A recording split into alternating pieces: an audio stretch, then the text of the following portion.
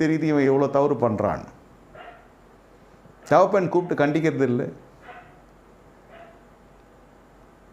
ஆமாம், கண்டித்தாகணும். உங்கள் பிள்ளைகளுடைய கர்த்தரால் போதிக்கப்பட்டிருப்பார்கள்னா கர்த்தர் நேரே வந்து சொல்கிறதுக்கு அவங்க அவ்வளோ பெரிய பிரகஸ்பதிகளை.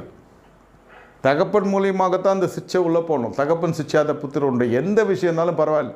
இந்த பாலியல் விஷயத்துக்கு கண்டிதம் செய்யாத பெற்றோருக்கு ஐயோ, அது உங்கள் மேலே நீங்கள் அக்கினி தழலை கொண்டு வந்து விடுகிறீங்க. நீங்கள் ரட்சிக்கப்பட்டிருக்கலாம், நீங்கள் அபிஷேகம் பண்ணப்பட்டிருக்கலாம், நீங்கள் பிள்ளைகளை பெற்றெடுத்து பெற்றோர் என்ற ஸ்தானத்தில் வருகிற பொழுது இந்த பிள்ளையை கர்த்தர் உங்களுக்கு தேவபக்தி உள்ள பிள்ளைகளை வளர்க்கும்படி தான் கர்த்தர் கொடுக்குறார்.